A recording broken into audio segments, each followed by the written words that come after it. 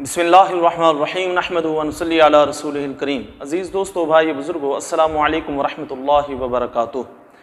आज मैं कुर्बानी के हवाले से एक मसले की वजाहत करूँगा कि घर का सरपरस्त क्या अपनी औलाद की तरफ से कुर्बानी कर सकता है।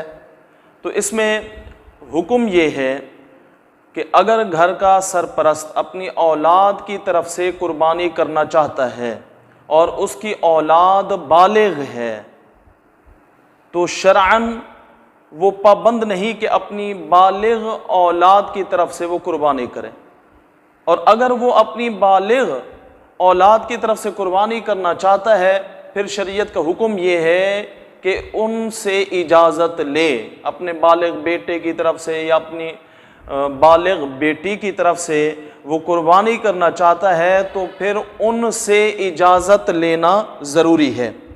ये फतावा हिंदिया में मसला है और साहिब बहार शरीयत ने फतावा आलमगीरी के हवाले से लिखा है कि बालिग लड़कों या बीवी की तरफ से कुर्बानी करना चाहता है तो उनसे इजाज़त हासिल करे, बग़ैर उनके कहे अगर कर दी तो उनकी तरफ से वाजिब अदा ना हुआ।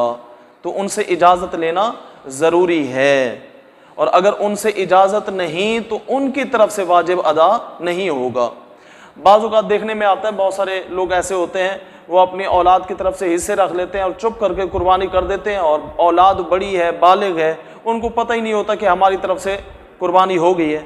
तो बेहतर जो तरीका है वो ये है ताकि उनकी तरफ से वाजिब अदा हो जाए। इसी तरह बीवी की तरफ से अगर वो कुर्बानी करना चाहता है तो बीवी से इजाज़त ले कि मैं तुम्हारा कुर्बानी में हिस्सा रख रहा हूँ, तुम्हारी तरफ से इजाज़त है। और अगर बीवी कह देती है मेरी तरफ से इजाज़त है तो बीवी की तरफ से भी वाजिब अदा हो जाएगा और कुर्बानी भी अदा हो जाएगी। एक और मसले की भी मैं वजाहत कर दूं कि कुर्बानी उसी पर वाजिब होगी जो साहिब निसाब है। मसलन घर में मर्द जो है, घर का सरपरस्त है, वो साहिब निसाब नहीं तो उस पर कुर्बानी वाजिब नहीं। और अगर घर की औरत साहिब निसाब है, उसके पास 7.5 तोले सोना या 52.5 तोले चांदी या उसकी कीमत के बराबर नकद रकम है और उसकी मालिक औरत है, तो फिर कुर्बानी औरत पर वाजिब होगी, मर्द पर वाजिब नहीं होगी। देखने में आता है कि कुर्बानी वाजिब हो रही होती है औरत पर और कुर्बानी कर रहा होता है मर्द, हालांकि उस पर वाजिब नहीं। और वो औरत जो साहिब निसाब है, जो 7.5 तोले सोने की मालिक है या 52.5 तोले चांदी की मालिक है या उसके बराबर नकद रकम की वो मालिक है, वो कहती है मेरे खामंद ने कुर्बानी कर दी तो मेरी तरफ से हो गई, तो उसकी तरफ से वो कुर्बानी अदा नहीं होगी, औरत की तरफ से नहीं होगी और वो गुनहगार होगी।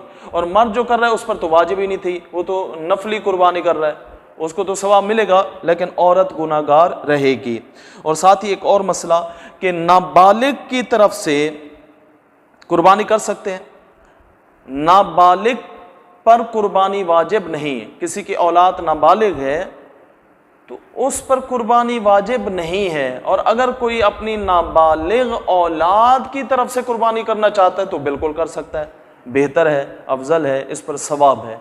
नाबालिग औलाद से अगर उसने इजाज़त नहीं ली तो फिर कुर्बानी हो जाएगी, क्योंकि नाबालिग का जो सरपरस्त होता है उसको ये इख्तियार होता है। लेकिन अगर औलाद बालिग है तो उससे इजाज़त लेना ज़रूरी है। कुर्बानी का हुक्म ये है कि उसके ज़िम्मे जो कुर्बानी वाजिब है कर लेने से वो बरी ज़िम्मा हो जाएगा, और अच्छी नीयत से की, रिया वगैरह की मुदाखलत नहीं, तो अल्लाह के फضل से उम्मीद है कि आखिरत में उसको इसका अजर ज़रूर मिलेगा। आखिर में एक हदीस में अर्ज़ कर दूँ, इब्न माजा में किताबुल अदाही में यह हदीस पाक मौजूद है। हज़रत ज़ैद बिन अरकम रज़ियल्लाहु तआला अन्हु से रिवायत है कि सहाबा किराम रिज़वानुल्लाह तआला अलैहिम अजमाइन ने हजूर की बारगाह में अर्ज़ की, या रसूलल्लाह ये कुर्बानियाँ क्या हैं? तो आपने फरमाया तुम्हारे बाप हज़रत इब्राहीम की सुन्नत है। तो सहाबा ने अर्ज़ की, या रसूलल्लाह हमारे लिए इसमें क्या सवाब है? तो आपने इरशाद फरमाया कि हर बाल के मुकाबिल नेकी है। सहाबा ने अर्ज़ की ऊन का क्या हुक्म है?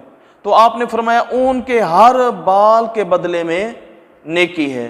तो कुर्बानी करना ये यकीनन इंतहाई बरकत और सवाब वाला काम है। जो कुर्बानी करता है, जिस جانور کی قربانی کر رہا ہے تو اس جانور کے ہر بال کے بدلے اس کو اللہ رب العزت نیکیاں عطا فرماتا ہے۔